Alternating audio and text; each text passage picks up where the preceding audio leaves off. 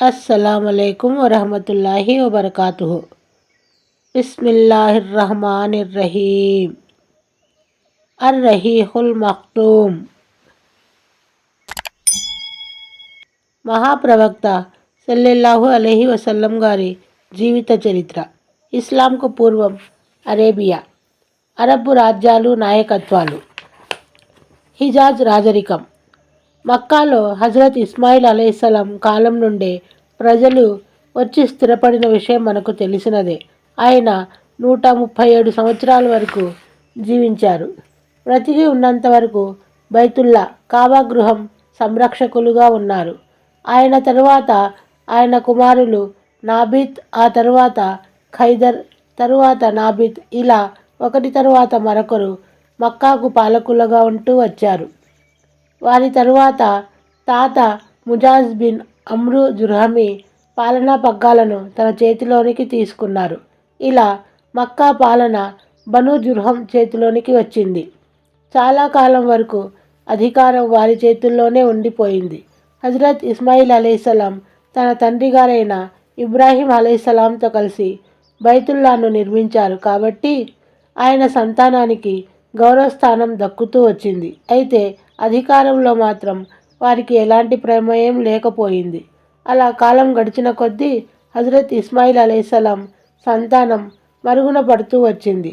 చివరికి బఖ్త్ నస్సార్ పైకి వచ్చిన కొంతకాలానికి పూర్వమే బను జుర్హం శక్తి క్షీణించి మక్కా దిజ్మండలంపై అద్నాన్ రాజకీయ నక్షత్రం ప్రకాశించసాగింది. దీనికి ఆధారం ఏమిటంటే బఖ్త్ నస్సార్ జాత ఇరాక్లో అరబ్బులతో చేసిన యుద్ధంలో అరబ్బుల సైన్యాధ్యక్షుడు జుర్హుం తెగకు సంబంధించిన వాడు కాకపోవడం. తర్వాత బఖ్త్ నస్సార్ క్రీస్తు పూర్వము 587లో మరో దాడి చేసినప్పుడు బను అద్నాన్ వంశం వారు పారిపోయి యమన్ చేరారు. ఆ కాలంలో బనీ ఇస్రాయిల్కు హజరత్ యెర్మియా ప్రవక్తగా ఉండేవాడు. ఆయన అద్నాన్ కుమారుడు మాద్ను తోడ్కొని సిరియా దేశానికి వెళ్ళారు. బఖ్త్ నస్సార్ శక్తి క్షీణించిన తరువాత ఆయన మాద్తో కలిసి మక్కా వచ్చారు. అప్పుడు మక్కాలో జుర్హంకు చెందిన జర్షుమ్ బిన్ జుల్హామా అనే ఓ వ్యక్తి కలిశాడు. మాద్ అతని కుమార్తె మువానాను పెళ్ళాడాడు. ఆమె గర్భాన నజార్ జన్మించాడు. కాలం గడిచిన కొద్దీ జుర్హం పరిస్థితి విషమించనారంభించింది. దారిద్ర్యం అలుముకున్న ఫలితంగా వారు హజ్ యాత్రికులపై విరుచుకుపడి అన్యాయాలు చేయసాగారు. దైవగృహానికి చెందిన సంపదను కూడా కాజేయనారంభించారు. ఇటు బనీ అద్నాన్ వారి ఆగడాలు భరించలేక లోలోనే బాధపడుతూ ఉండేవారు. బను ఖుజా ముర్రజ్ జహరాన్కు వచ్చినప్పుడు బను అద్నాన్ బను జుర్హం ఎడల కోపోద్రికులైన విషయం గ్రహించాడు. వీరి కోపతాపాల ప్రయోజనం పొందుతూ అద్నానీ తెగ Banu Bakr bin Abd Munaf bin కనానాను వెంటబెట్టుకొని బను జుర్హంకు వ్యతిరేకంగా యుద్ధం ప్రకటించాడు. బను జుర్హంను మక్కా నుండి గెంటివేసి అధికారం చేజిచ్చుకున్నాడు. ఈ సంఘటన క్రీస్తు శకం 200 మధ్యకాలం జరిగింది. బను జుర్హం మక్కాను వదిలి వెళ్ళేటప్పుడు జంజం బావిలో అనేక చారిత్రక ఆధారాలను పడివేసి పూడ్చి దాన్ని నామరూపాలు లేకుండా చేశారు.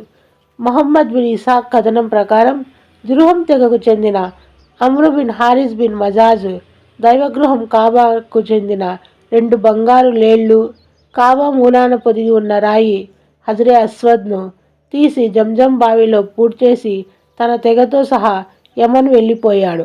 మక్కా నుండి వెళ్ళగొట్టబడడం, అక్కడి పాలన అంతమైపోవడం గురించి బను జుర్హం వారు చాలా బాధపడేవారు. వారు తరచూ ఈ గీతాన్ని ఆలపించేవారు. హజూర్ నుండి సఫా వరకు తెలిసిన వాడెవ్వడూ కనబడటం లేదు. ఏ కథకుడు మా విషయంలో కథలను వల్లించేవాడుగా కానరావడం లేదు. మేము అచ్చటి పౌరులమే అయినా మా దురదృష్టం కాలచక్రం మమ్మల్ని పూర్తిగా అక్కడి నుండి వెకిలివేసింది. హజరత్ ఇస్మాయిల్ అలైహిస్సలాం కాలం క్రీస్తు పూర్వం 2000 సంవత్సరాలు. ఈ లెక్కన మక్కాలో జుర్హం తెగ ఉనికి 2100 సంవత్సరాలు. వారి పాలన దాదాపు 2000 సంవత్సరాల వరకు సాగింది. బను ఖుజా మక్కాను జయించిన తర్వాత బను బక్ర్ సహాయం లేకుండానే తమ పాలనను నెలకొల్పారు. అయితే 3 ప్రముఖమైన విశిష్టమైన హోదాలు మాత్రం ముజ్రీ తెగలకు దక్కాయి. 1. హజ్ యాత్రికులను అరఫాత్ నుండి ముజ్దలిఫా తీసుకొని వెళ్ళడం మరియు యౌమున్నఫర్ 13వ జిల్హిజ్జా సంబంధించిన చివరి రోజు మీనా నుండి బయలుదేరే అనుమతినివ్వడం. ఈ గౌరవం ఇలియాస్ బిన్ ముజీర్ కుటుంబం బను ఔస్ బిన్ ముర్రాకు దక్కింది. వీరిని సూఫాలనేవారు. ఈ గౌరవం ఎలాంటిది అంటే 13 జిల్హిజ్జా నాడు మొదట సూఫాకు చెందిన వ్యక్తి గులకరాళ్ళు విసిరినంత వరకు ఏ హాజీ కూడా గులకరాయిని విసరడానికి వీల్లేదు. ఆ తరువాత హాజీలు గులకరాలను విసిరి మీనా నుండి బయలుదేరేవారు. ఆ సమయంలో సూఫాకు చెందినవారు మీనా నుండి బయలుదేరే ఏకైక మార్గంలో 2 వైపులా వరుస కట్టి నిలబడేవారు. వారు ఆ మార్గం నుండి బయలుదేరేంత మటుకు ఏ హాజీని కూడా బయటకు పోనిచ్చేవారు కారు. వీరు వెళ్ళిపోగానే తక్కిన వారి కోసం మార్గం ఏర్పడేది.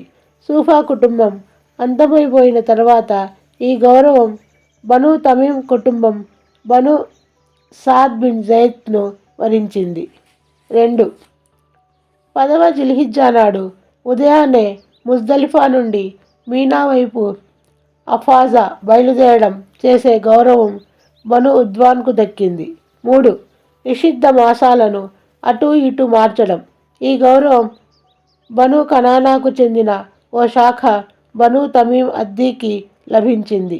మక్కాపై బను ఖుజా అధికారం దాదాపు 300 ఏండ్ల వరకు కొనసాగింది.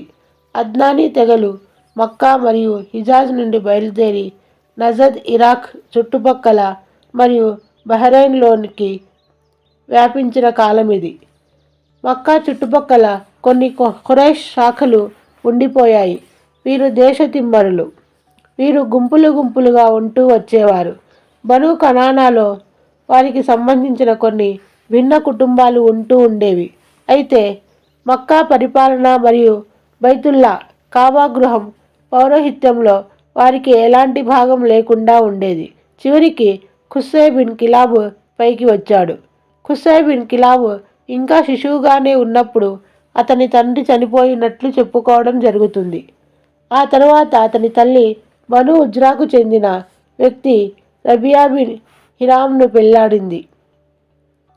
ఈ తెగ సిరియా పరిసరాల్లో నివసిస్తూ ఉండేది. కాబట్టి ఖుస్సై తల్లి కూడా తన కుమారుని వెంటబెట్టుకొని అక్కడి నుంచి వెళ్ళిపోయింది. ఖుస్సై పెరిగి పెద్దవాడై యవ్వన దశకు చేరుకున్న తరువాత మక్కాకు తిరిగి వచ్చాడు.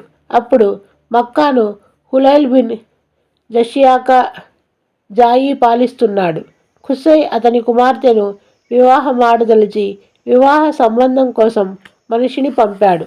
దానికి హులైల్ సమ్మతించి తన కుమార్తెనిచ్చి పెళ్లి చేశాడు.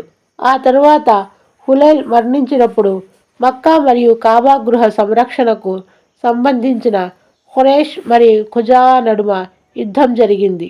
ఫలితంగా మక్కా కాబా గృహాలపై ఖుస్సై అధికారం ఏర్పడింది. ఈ యుద్ధానికి కారణం ఏమిటి అనే విషయం గురించి మనము రేపు తెలుసుకుందాము.